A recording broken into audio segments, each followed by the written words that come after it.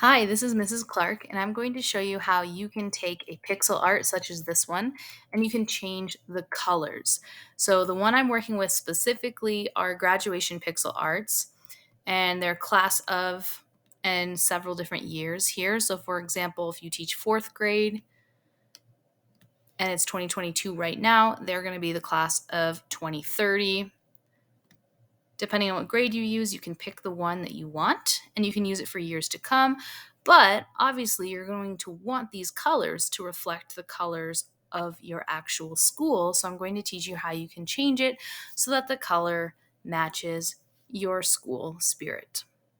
And I hope that you can use this skill for other pixel arts as well. So, for example, if you have I have another video where I take this diploma and we change the ribbon. So instead of red, we could make it blue or yellow or whatever. So this will help you do this with a variety of different pixel arts. So if you want to get this set, this is in the link below and you can use it for years and years because it has all these different years on it. But yeah, let's go ahead and pick one and we'll get started. So here's an example. All of them have 4 of each shade. So what I mean is, so this one is blue, right? We have a dark blue, and there's 4 of them.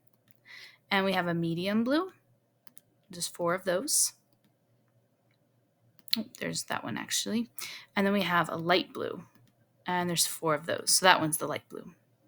And they're all the same like that. So this one has a dark burgundy right here, medium right there, and then light right there. Okay, dark, medium, light.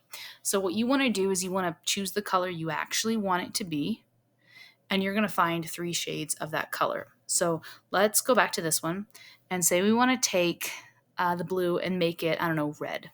So I'm going to find a dark red, a medium red, and a light red.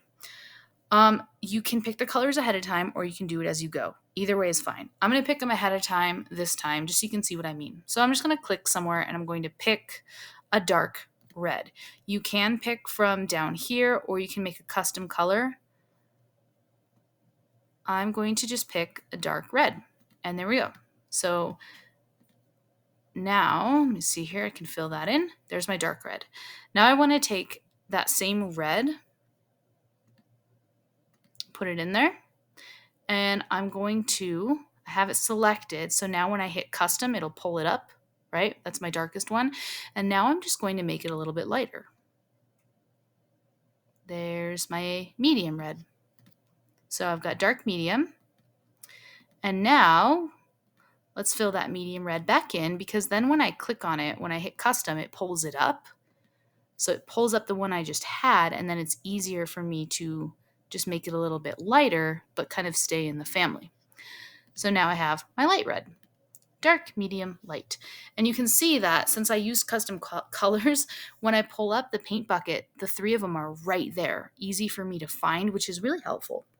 Now, if you were choosing a bunch of reds and you couldn't decide and now your custom colors are full of a bunch of reds, just refresh the page or reload it, and it should just pull up the 3 that you have on the page, okay? Now we're ready to start actually changing the colors in the answer boxes. You want to make sure the answers are filled out. And we're going to click on the dark box, this first one here, one of the dark boxes. We're now going to open the coding window. To do that, we click on Format. And if you don't have this menu, there's an arrow over here you can click. So click on Format and open up Conditional Formatting. You can see that there is a code, and that's because that code is to this box. So as I click through here, you can see the different codes popping up. I'm going to start with the darkest, one of the darkest ones.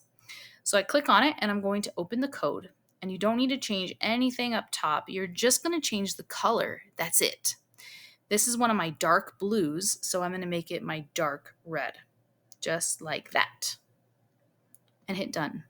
There we go. Now I'm going to come down to the next dark one. I'm going to do all the darkest blues first. So that's this box that says 20. Click on the code, change the color again to that same dark red. Now down to the other dark blue. and the last dark blue and change it to dark red. And now we're done with the dark red. Now we're going to do the medium blue and change it to medium red. So I'm going to click on this second one here that has the 30. And by the way, you can also change the questions and answers too. So you can see that this is a multiplication pixel art for practicing multiplication facts, but I have another video that comes with this, and it tells you how to change the questions too. So you can use it for community building or literacy or division or whatever you want. And it's actually really easy to change the questions and the answers too. So you have a lot of flexibility with it. Okay, I just did all my medium reds, and now I'll do my light reds. One other thing I'll point out is that if you get confused about like which one's the dark red and which one's the light red and you mix them up, it really won't matter because it's still going to say 2030 and it's still going to look really cool. So that doesn't even matter if you make a mistake or get confused.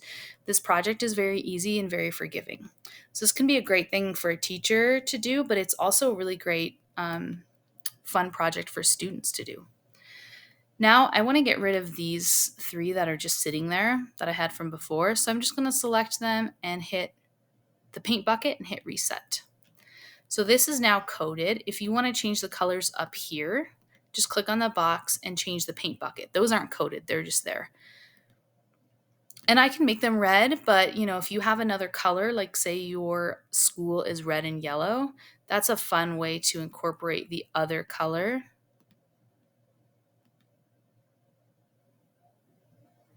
If you want to include that.